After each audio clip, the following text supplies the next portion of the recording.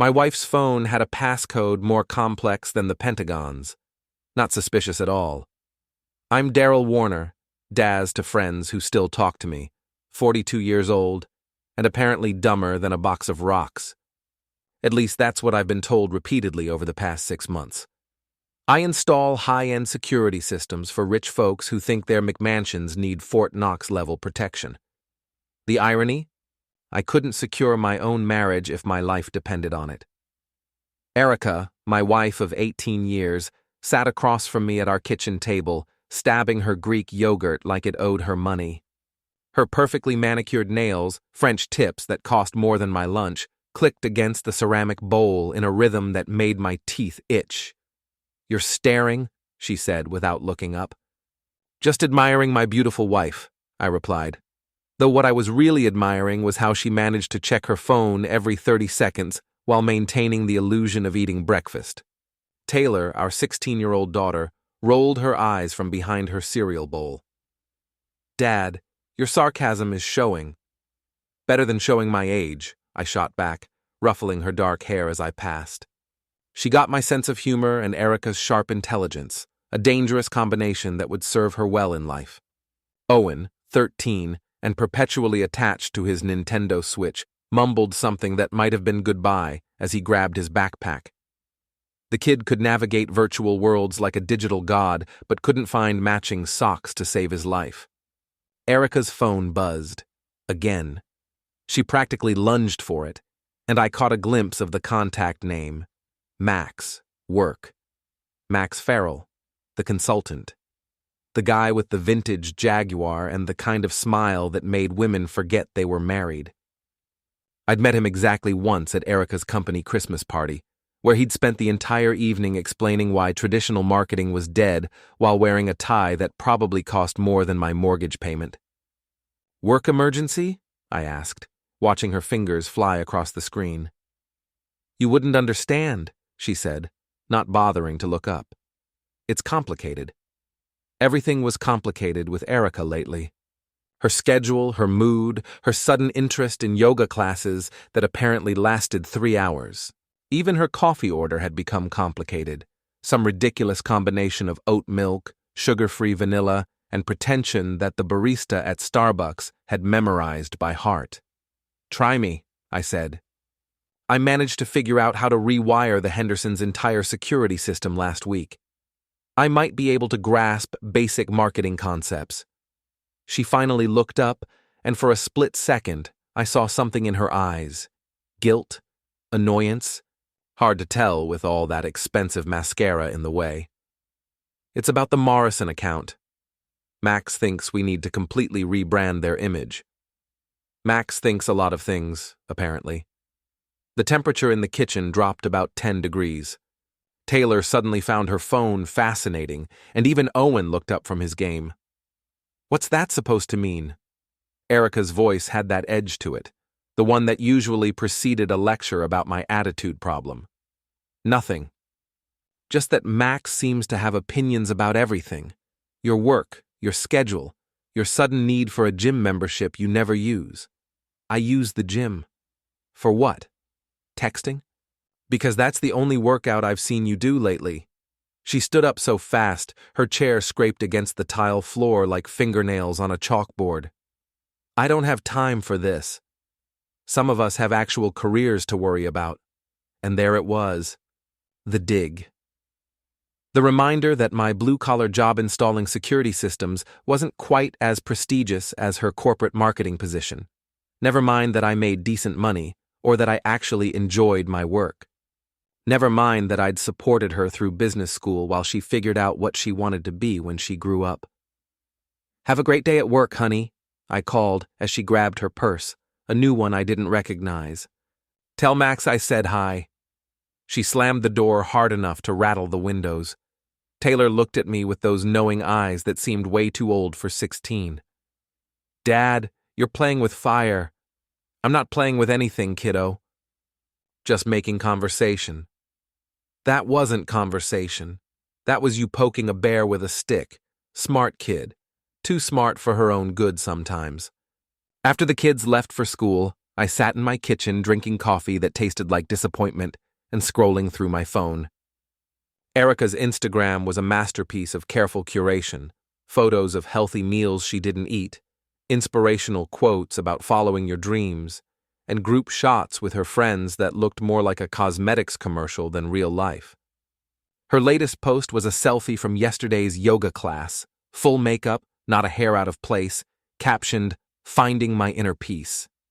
The location tag said, "Serenity Studio," but I happened to know that Serenity Studio was closed for renovations. Had been for 2 weeks. My phone rang, cutting through my amateur detective work. "Warner Security, this is Daz." "Hey, it's Pete. You sound like someone stole your lunch money." Pete Rodriguez, my oldest friend and the only ex-cop I knew who'd quit the force to become a private investigator. He claimed he got tired of the politics, but I suspected he just liked being his own boss. "Just living the dream, Pete." "What's up?" "Got a job for you if you're interested." Rich guy up in Lakewood wants his whole house done, cameras, sensors, the works. Paranoid about his ex-wife, apparently. "Aren't we all? You okay, man?" "You sound like a guy whose wife is screwing around?" The silence on the other end lasted about 3 seconds too long. "Want to talk about it?" Pete asked. "Not particularly. But I might need that job. Something tells me I'm going to need the money." After I hung up, I did something I'd never done before in 18 years of marriage. I checked Erica's phone bill online. We had a joint account, and I'd never bothered to look at the details before. Why would I? I trusted my wife. The bill told a story that made my coffee taste even worse. Hundreds of texts to Max's number. Calls that lasted hours, usually when she was supposedly at yoga or working late. The pattern went back 3 months. 3 months of lies. 3 months of work emergencies and complicated projects, and you wouldn't understand. I understood perfectly now. My phone buzzed with a text from Erica. "Working late again tonight. Don't wait up."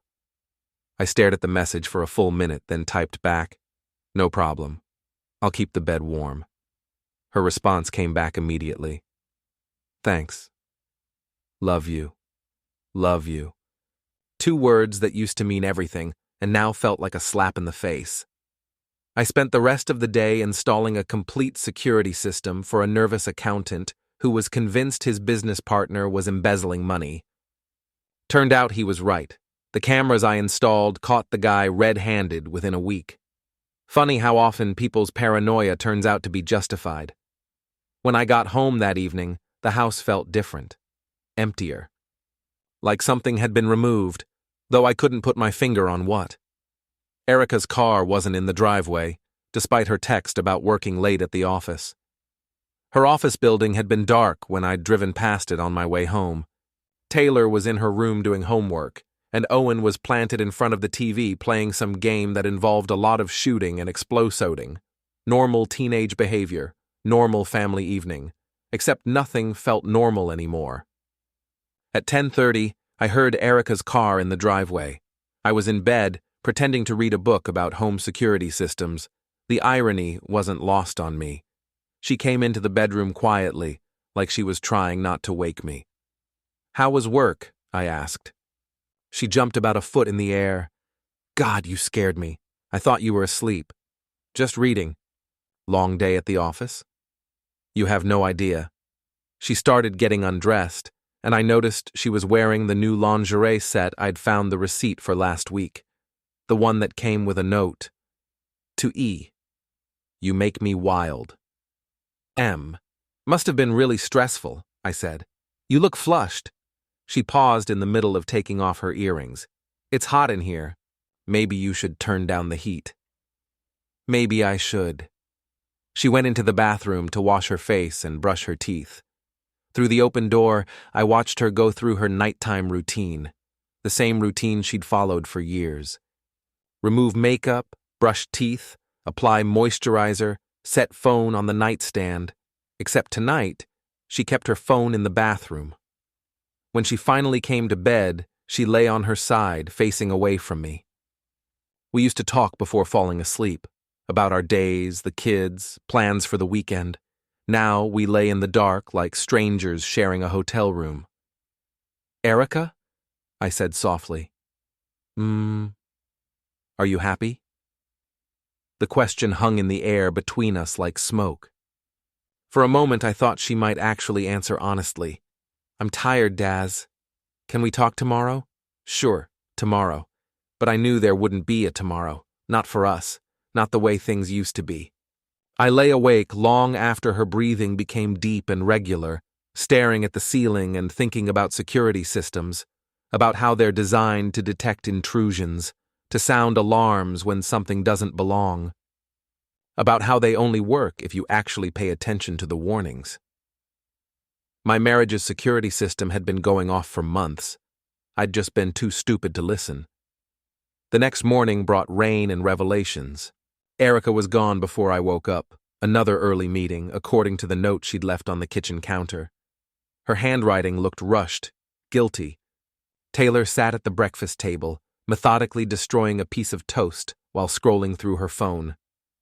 "Mom left early," she said, without looking up. "I noticed.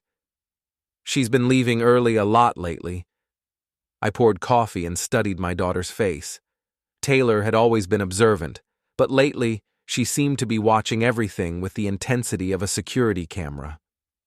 "People get busy at work sometimes," I said, though the words tasted like ash. "Dad." She put down her phone and looked at me directly. "I'm 16, not 6. I know something's wrong." "What makes you think something's wrong? Besides the fact that you and Mom barely talk anymore? Besides the fact that she's never home? Besides the fact that you look like someone kicked your dog?" Smart kid. Too smart. "Your mom and I are just going through a rough patch. It happens." "Is she cheating on you?" The question hit me like a punch to the gut. I set down my coffee cup carefully, buying time. "That's a pretty serious accusation, Taylor." "It's not an accusation. It's a question, and you didn't answer it." I looked at my daughter, really looked at her. When had she gotten so grown up?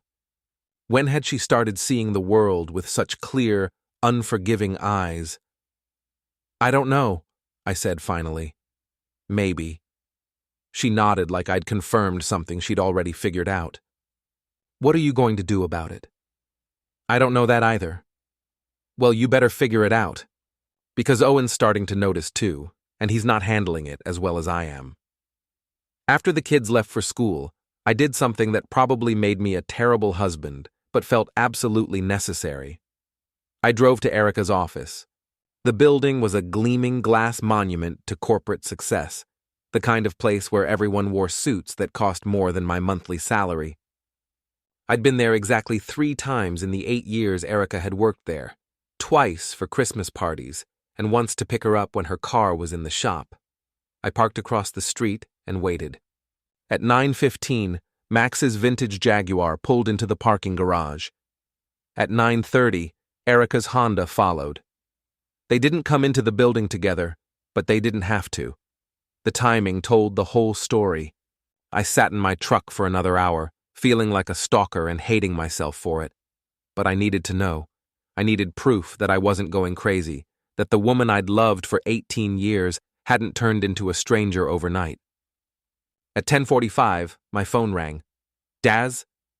It's Jennifer from Morrison Industries. We need you out here right away.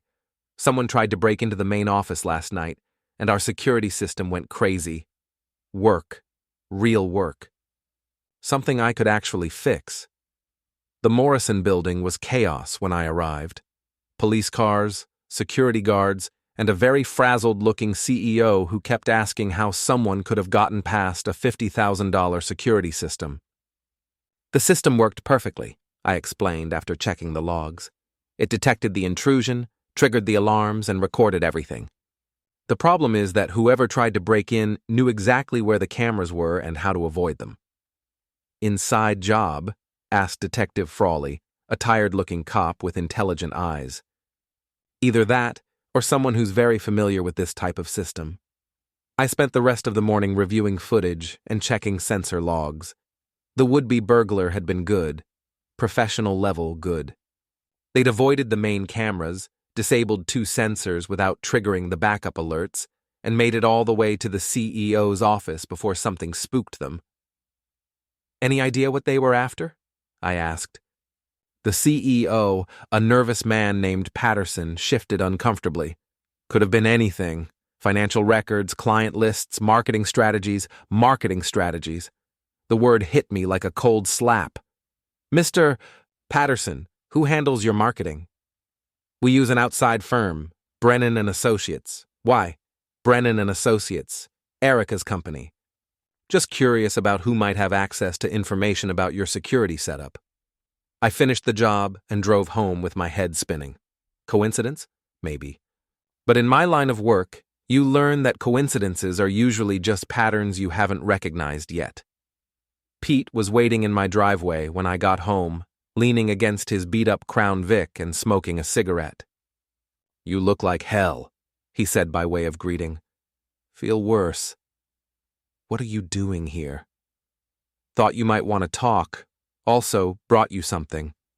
He handed me a manila envelope. Inside were photographs, Erica and Max going into a hotel, coming out of a restaurant, sitting in his Jaguar in what looked like a very intimate conversation. "How long have you been following her?" I asked. "I haven't.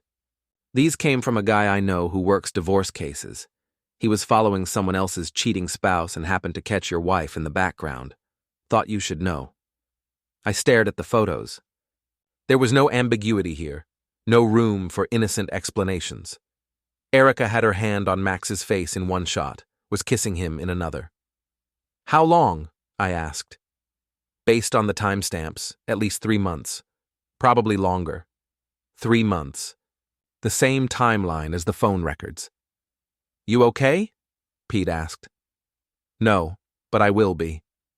That evening, Erica came home at her usual time, late enough to avoid family dinner but early enough to maintain the pretense of being a wife and mother. She found me in the living room, reading a book and pretending everything was normal. "How was your day?" she asked, the same question she'd asked every day for 18 years. "Interesting. Had to investigate a break-in at Morrison Industries. Someone tried to steal marketing information." She froze in the doorway. "Morrison Industries?" "Yeah, you know them? They use Brennan and Associates for marketing. We handle a lot of accounts. I can't keep track of all of them. Lie." I could see it in her eyes, hear it in her voice. Erica had always been a terrible liar, which made her recent success at deception all the more impressive. The weird thing is, whoever tried to break in knew exactly how to avoid the security cameras. Like they'd studied the system layout. That's terrible. Corporate espionage is a real problem these days. "Yeah, real problem." She excused herself to take a shower, and I heard her phone buzzing constantly from the bedroom. When she came back downstairs, she looked nervous. "I have to go out for a while," she said. "Work emergency." "At 9 o'clock at night?" "It's the Morrison thing. Max thinks we need to do damage control before they blame us for the security breach." Max thinks. Of course he did. "Take your time," I said. "I'll be here." After she left, I called Pete. "She's meeting him tonight," I said. "Probably to figure out what went wrong with their little break-in attempt." "You think they were trying to steal information from their own client?" "I think Max is running some kind of side business, and my wife got caught up in it. Question is, what am I going to do about it?" "What do you want to do about it?" I thought about that for a long time. What did I want? Revenge? Justice? Just to make the pain stop? "I want them to pay," I said finally. "I want them to lose everything they think is important." Be careful, Daz. That kind of thinking can get you in trouble. I'm already in trouble. The question is whether I'm going to go down alone. After I hung up, I sat in my living room and planned. I'd spent years learning how to protect things, homes, businesses, families. Now it was time to learn how to destroy them. The security system in my own house recorded everything. Every entrance, every exit, every conversation in the common areas. I'd installed it years ago, back when I still trusted my wife and thought the only threats came from outside. Now I realize the most dangerous threats always come from the people you trust most. Erica came home at midnight smelling like expensive cologne that definitely wasn't mine. She slipped into bed quietly, probably thinking I was asleep. I lay there in the dark, listening to her breathe, and wondered how long she'd been lying next to me while thinking about someone else. The next morning, I put my plan into motion. "I'm taking a few days off," I announced over breakfast. "Thought I might visit my sister in Chicago." Erica looked up from her phone, startled. "This week? But what about your Morrison job?" "Finished yesterday. Besides, you're always saying I work too much. Figured I'd take your advice." That's great, honey. You deserve a break." She was trying to sound supportive, but I could see the wheels turning. A few days without me around meant a few days of freedom with Max. "I'll leave this afternoon," I said. "Be back Sunday." Taylor raised an eyebrow but didn't say anything. Owen was too absorbed in his cereal to notice the undercurrents of adult drama swirling around him. After everyone left, I didn't pack for Chicago. Instead, I drove to Pete's office, a cramped space above a bail bondsman that smelled like coffee and cigarettes. "You're not really going to Chicago," Pete said. It wasn't a question. "Nope. I'm going to be right here watching my house and waiting for my wife to bring her boyfriend home." "And then what?" "Then I'm going to introduce myself properly." Pete leaned back in his chair and studied me with cop eyes. "Daz, I've seen this before. Betrayed husband, righteous anger, plans for confrontation. It doesn't usually end well. How does it usually end?" "Badly. For everyone involved." "Then I guess I'll have to be smarter than usual." That afternoon, I made a big show of loading my truck with luggage and driving away. But instead of heading for the highway, I parked at the end of my street and waited. At 4:30, I walked back to my house using the neighbor's backyard as cover and let myself in through the basement door. My own security system had a blind spot, a small area in the basement that I'd never bothered to cover because who breaks into their own house through the basement? The irony wasn't lost on me. I settled into my home office with a clear view of the driveway and access to all the security monitors. If Erica brought Max home, I'd see everything. At 6:15, Erica's Honda pulled into the driveway. Alone. She came into the house calling my name, probably making sure I was really gone. When she was satisfied that she had the place to herself, she went upstairs and started making phone calls. I couldn't hear the conversations, but I could see her through the bedroom camera, pacing back and forth with animated gestures. Whatever she was discussing, she was excited about it. At 7:30, the Jaguar arrived. Max Farrell looked exactly like the kind of man who would steal another man's wife. Tall, well-dressed, with the kind of confidence that came from never being told no. He carried a bottle of wine and a bouquet of flowers, like this was a date instead of adultery. Erica met him at the door wearing a dress I'd never seen before. Red, tight, expensive-looking. The kind of dress a woman wears when she wants to be memorable. They kissed on my front porch. Long, passionate, completely shameless. If any of my neighbors were watching, they'd get quite a show. I sat in my basement office, watching my wife betray me in high definition, and felt something cold and hard settle in my chest. Not anger. That would come later. This was something else. Calculation, planning. The kind of focused thinking that had made me good at my job. They went upstairs to my bedroom. I turned off those monitors, some things you don't need to see, even when you're planning revenge. Instead, I focused on the other cameras, the ones that would show me when they came back downstairs. While I waited, I made phone calls. "Pete, it's me. They're here. How are you holding up?" "I'm fine. Better than fine. I'm thinking clearly for the first time in months. That's what worries me. I need you to do something for me. Remember that contact you have at the Tribune? The one who covers business scandals?" "Daz." Just hear me out. I think Max and Erica tried to steal information from Morrison Industries. If I'm right, that's corporate espionage. That's a real crime with real consequences. You have proof? I will by tomorrow. My second call was to my lawyer, a sharp woman named Catherine Green who specialized in divorce cases. Catherine, it's Daryl Warner. I need to see you first thing Monday morning. What's the urgency? My wife is cheating on me, and I think she's involved in corporate espionage. I want to file for divorce and make sure I get custody of my kids. That's quite a combination. Are you sure about the espionage angle? I will be by Monday. At 10:30, Erica and Max came back downstairs. They sat in my living room drinking wine and talking quietly. I couldn't hear the conversation through the cameras, but their body language told me everything I needed to know. This wasn't just physical, they were planning something together. At 11, Max left. Erica walked him to the door, and they had another long goodbye kiss. After his car disappeared down the street, she went back upstairs and took a shower. I waited until midnight, then let myself out through the basement door and walked back to my truck. I drove to a motel on the other side of town and checked in under a fake name, paying cash. As far as anyone knew, I was in Chicago visiting my sister, but I wasn't done watching, not by a long shot. The next morning, I followed Max to his office, a trendy space in the arts district that probably cost more per month than most people made in a year. I watched him go inside, then called the building's security company. Hi, this is Daryl Warner from Warner Security Systems. I understand you're having some issues with your alarm system? I'm sorry, who is this? We haven't reported any problems. Really? That's strange. We got a call about false alarms in the Farrell consulting office. Max Farrell specifically requested that we check the system. Hold on. Let me check with Mr. Farrell.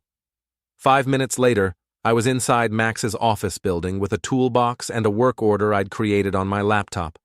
The security guard was apologetic about the confusion and eager to help me fix whatever problem might exist. Mr. Farrell stepped out, the guard explained, but he said you could go ahead and check the system. Max's office was exactly what I'd expected. Expensive furniture, motivational posters, and a desk covered with client files that he probably shouldn't have left lying around, including a very thick folder labeled Morrison Industries Confidential. I didn't touch anything. I didn't need to. The security camera I installed in his smoke detector would record everything he did for the next month. Every meeting, every phone call, every illegal activity he might be planning. It took me 15 minutes to install the camera and another 5 to test the remote access. By the time Max returned from his coffee run, I was gone, leaving behind only a work order stating that his security system had been upgraded and optimized. That afternoon, I drove back home and resumed my role as the husband who'd gone to Chicago. I called Erica from the road. Hey, honey, just wanted to check in. How are things at home? Everything's fine, quiet. I miss you. Miss you too. How's work going? Oh, you know. The usual. Nothing exciting. Nothing exciting. Right. Well, I'll be home Sunday evening. Maybe we can have dinner together, just the two of us. That sounds wonderful. I love you. Love you too. The lies came so easily to both of us now. We'd become experts at deception, though only one of us knew we were playing the game. Sunday evening, I came home with gifts from Chicago, deep dish pizza for the kids and flowers for Erica, the perfect husband returning from a relaxing trip. You look rested, Erica said, accepting the flowers with a smile that didn't reach her eyes. I feel great. Sometimes you need to get away to appreciate what you have at home. I'm glad you had a good time. That night, as we lay in bed, I almost told her I knew. The words were right there, burning in my throat, but I swallowed them down. I wasn't ready yet. I needed more evidence, more leverage. Most importantly, I needed to make sure that when I destroyed her life, she'd never see it coming. Erica? I said softly. Are you happy? Really happy? She was quiet for so long I thought she might have fallen asleep. When she finally answered, her voice was barely a whisper. I don't know anymore. At least that was honest. Monday morning brought the beginning of the end. I woke up early, kissed my cheating wife goodbye, and drove straight to Catherine Green's office with a flash drive full of evidence that would change everything. Catherine was a small woman with steel-gray hair and the kind of sharp eyes that missed nothing. She'd handled my neighbor's messy divorce 2 years ago, and I'd been impressed by how thoroughly she'd dismantled the cheating husband's life. "Show me what you have," she said without preamble. I handed her the flash drive and watched her expression change as she reviewed the photos, phone records, and security footage. When she got to the video of Max and Erica in my living room, she paused.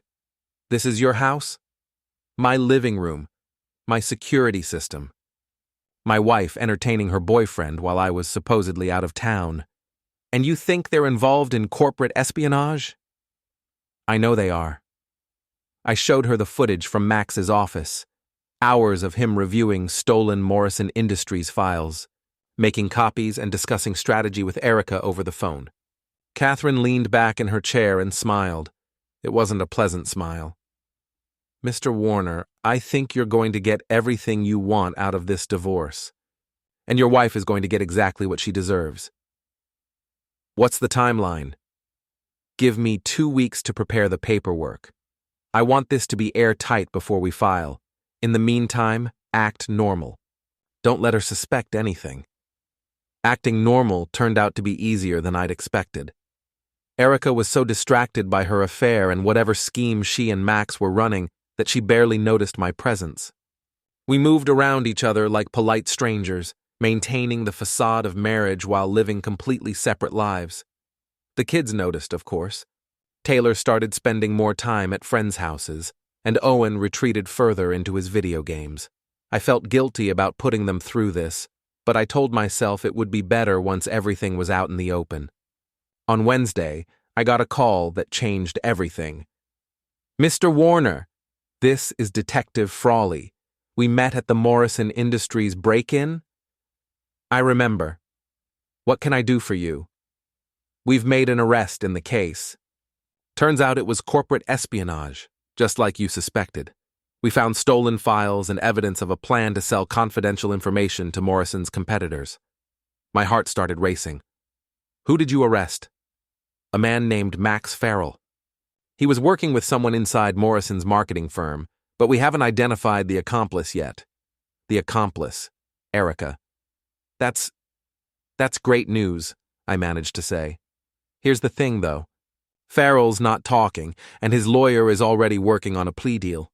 If we can't identify his partner, he might get off with a slap on the wrist." "What do you need from me?" "We'd like you to review some additional security footage. See if you can spot anything we missed." I spent the afternoon at the police station, pretending to help with their investigation while actually learning everything I could about their case against Max. They had enough evidence to convict him, but without his partner, the charges might not stick. That evening, I sat in my living room and watched Erica pace around the kitchen while talking on her phone. Through the security system's audio pickup, I could hear fragments of the conversation.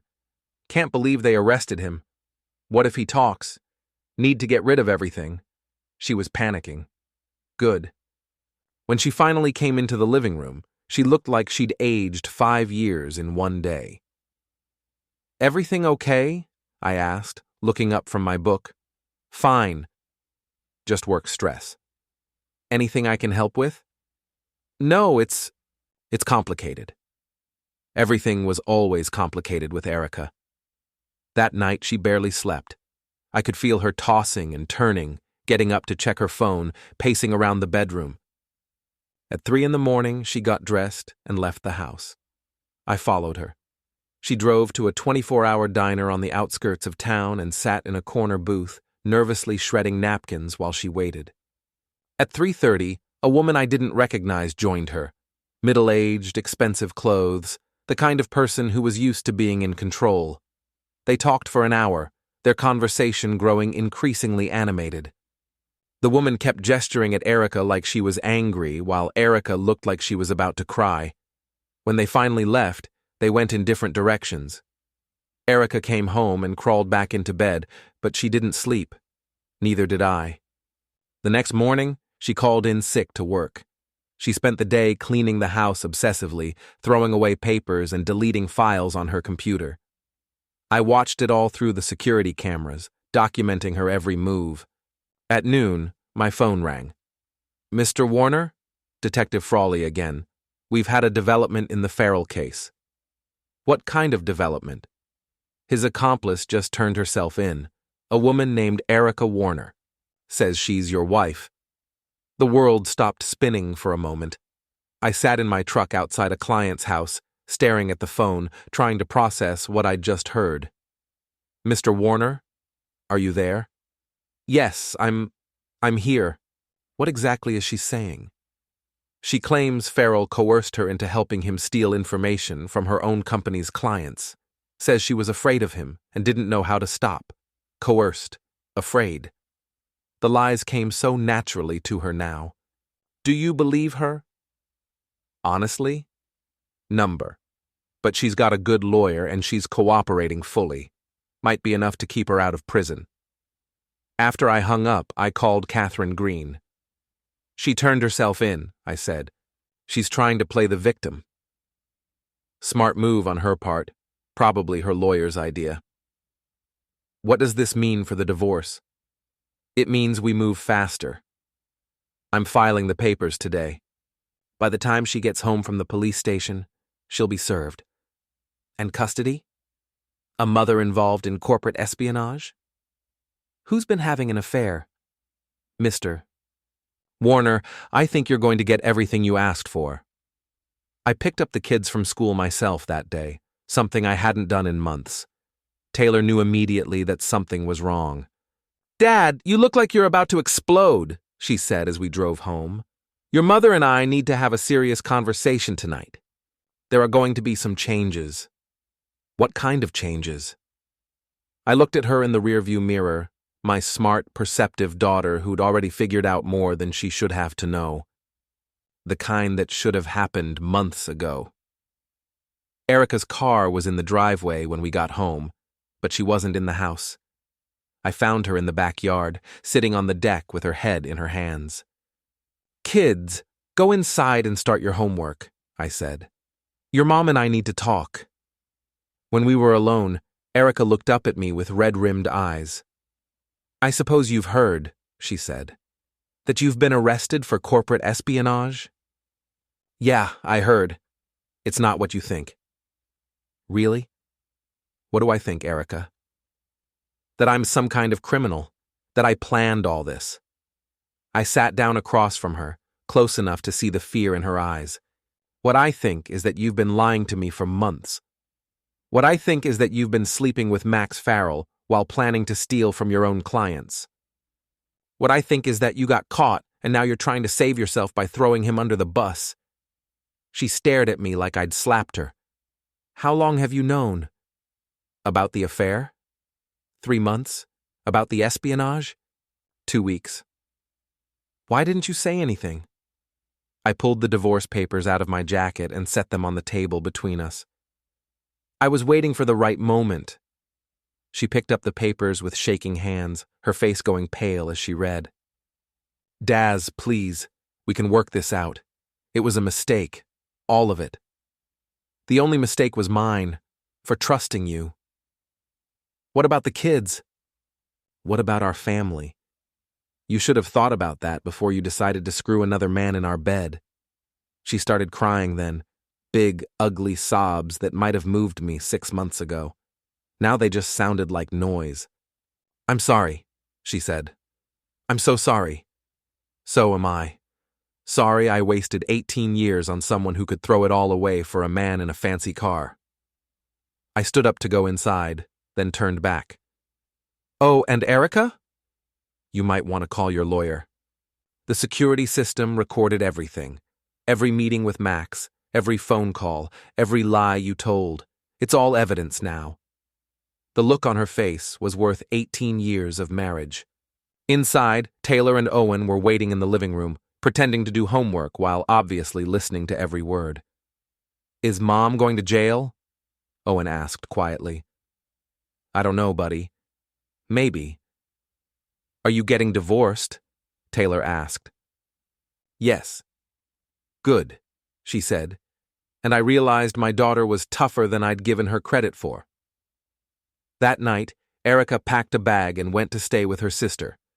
Before she left, she tried one more time to convince me to change my mind. 18 years, Daz. Doesn't that mean anything to you? It used to mean everything. That's what makes this hurt so much. After she was gone, I sat in my living room with my kids and tried to figure out how to rebuild a life that had been torn apart by betrayal. But for the first time in months, I felt like I could breathe again. 3 weeks later, I was installing a security system for a tech startup when Pete called with news that made my day considerably brighter. "Max Farrell just got sentenced," he said. 2 years in federal prison plus restitution to Morrison Industries. What about Erica? 6 months in minimum security, 2 years probation. Her cooperation deal worked, but barely. I set down my screwdriver and smiled. Justice served. There's more. Remember that woman your wife met at the diner? Turns out she was Max's other client, someone from a competing firm who was paying for the stolen information. She got 5 years. The conspiracy had been bigger than I'd imagined. Max wasn't just cheating with my wife. He was running an entire operation, using his charm and connections to steal corporate secrets. Erica had been just one piece of a larger puzzle. "How's the divorce proceeding?" Pete asked. "Finalized last week. I got the house, primary custody of the kids, and most of our assets. Turns out judges don't look favorably on corporate espionage." "And how are you doing?" "Really?" I thought about that question as I finished installing the motion sensors.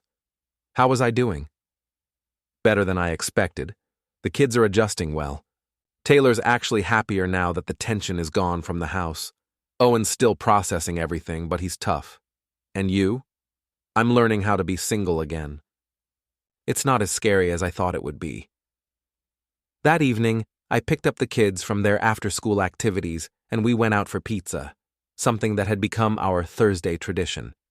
No more pretending to be a happy family, no more walking on eggshells around Erica's moods, just the three of us, figuring out how to be okay. "Dad," Taylor said over her pepperoni slice, "I have something to tell you." "Shoot." "I knew about Mom and Max before you did." I nearly choked on my beer. "What?" "I saw them together at the mall 3 months ago. They were holding hands and acting all coupley. I didn't know what to do, so I didn't say anything." "Taylor, that wasn't your responsibility." "I know, but I felt guilty anyway. Like maybe if I'd told you sooner, things would have been different." I reached across the table and took her hand. "Things worked out exactly the way they needed to. You're not responsible for your mother's choices." "I'm glad she's gone," Owen said quietly. It was the first time he'd expressed any opinion about the divorce. "You don't mean that, buddy." "Yes, I do. She made you sad all the time. And she never really paid attention to us anyway. She was always on her phone or at work or somewhere else." Out of the mouths of babes. "It's okay to be angry with her," I said. "It's also okay to miss her. Feelings are complicated." "I'm not angry," Owen said. "I'm relieved." That night, after the kids were in bed, I sat on my back deck with a beer and thought about the past year. The betrayal, the investigation, the divorce, it had all been painful, but it had also been necessary. Like surgery to remove a cancer, it hurt at the time, but ultimately saved the patient. My phone buzzed with a text from an unknown number. "Can we talk?"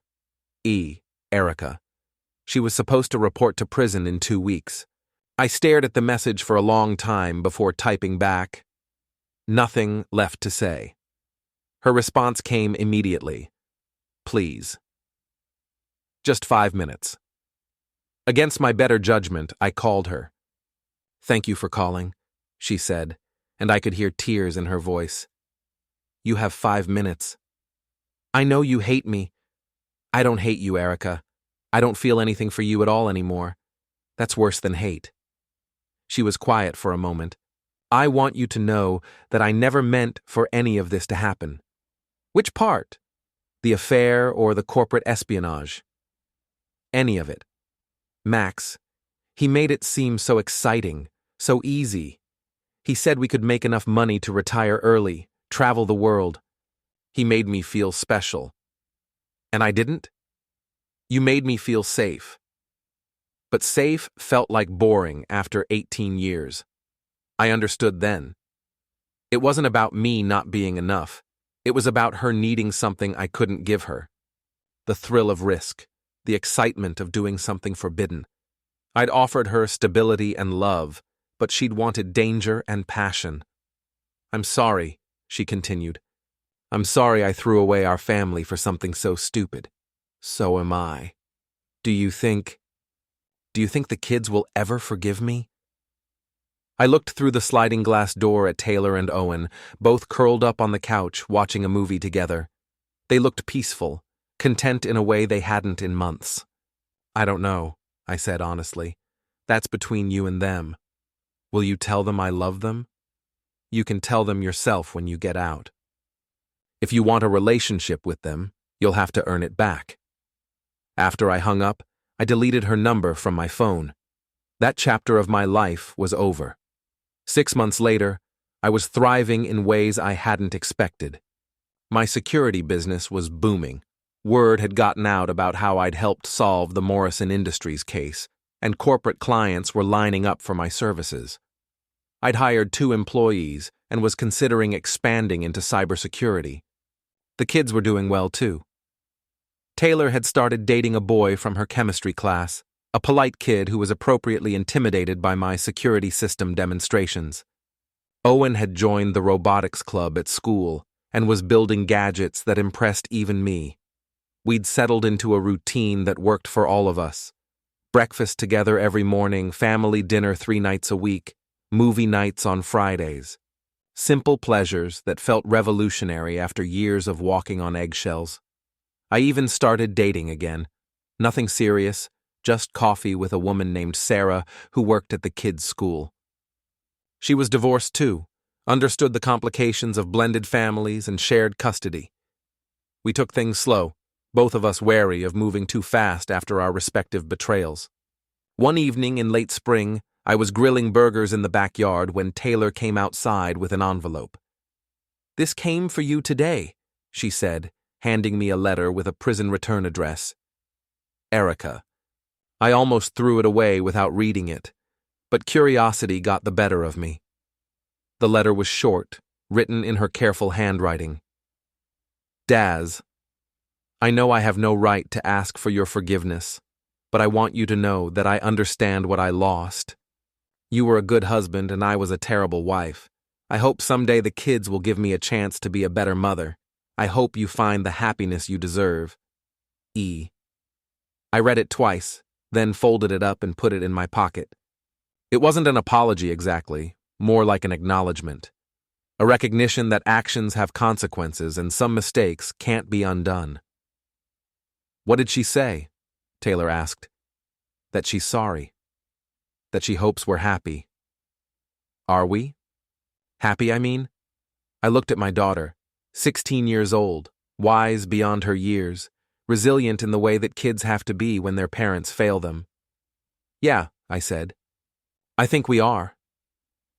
That night, after the kids were asleep, I sat on my deck and thought about the future. For the first time in years, it looked bright. No more lies, no more betrayal, no more pretending everything was fine when it wasn't. Just me and my kids, building something real together. My phone buzzed with a text from Sarah. How was your day?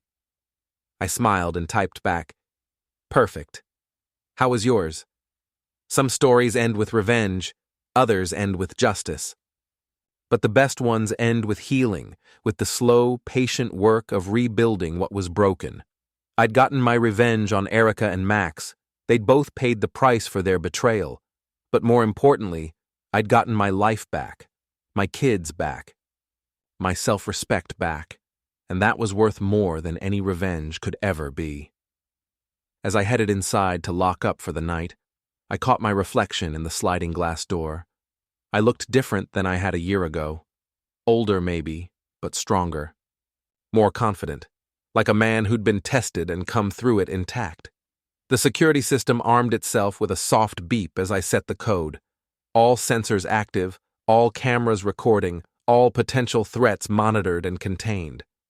My house was secure, my family was safe, my future was my own. For the first time in 18 years, I was exactly where I wanted to be.